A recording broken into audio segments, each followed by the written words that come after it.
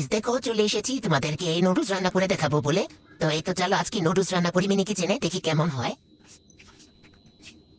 কড়াইতে প্রথমে তেলটা দিয়ে দিছি, গরম হইতেছে এখন।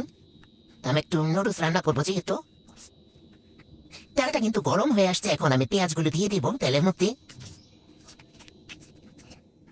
গাইস দেখো আমি এখন পেঁয়াজ দিয়ে দিয়েছি চুলায়। দেখো পেঁয়াজটা কি সুন্দর গরম তেলটা গরম হয়েছে, তো পেঁয়াজটা এখন হয়ে যেতেছে, সুন্দর করে হইতেছে মাশাআল্লাহ। তারপর দিয়ে দিব দেখো এই যে ডিম। আমি একটা ডাইনোসরের ডিম নিয়েছি, এই ডাইনোসরের ডিমটা দিয়ে দিব এখন ডিম এই কড়াই মধ্যে। এত দিয়ে দিলাম। তো দেখো আমার রান্নাটা কেমন হইতেছে, মাশাআল্লাহ ভালোই হইতেছে। ডিমটা তো পুরাই সুন্দর মতো হয়ে যেতেছে, এত সুন্দর ডিম ভাজা। এর মধ্যে এখন আমি দিয়ে দিব নুডলসগুলো। নুডলসগুলো দিয়ে এদিকে পরিমাণ মতো মশলা। ওরে কি করলাম দূর। আচ্ছা, অর্ধেক মশলা ফালাই দিছি। আচ্ছা এর মধ্যে এখন আমি পানি দিয়ে দিব। আজকে কত আকাম ঘটাইছি গাইস।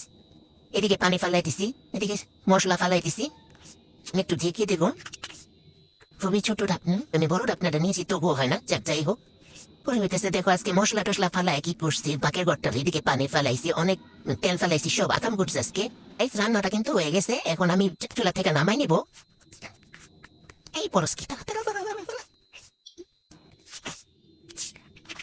কি সুন্দর নুডলসটা হয়েছে দেখো, কি দারুণ নুডলসটা। তো তোমাদের দাওয়াত রইল আজকে মিনি কিচেনে নুডলস রান্না করেছি, তোমরা খেয়ে যাবে, আসবা খেতে।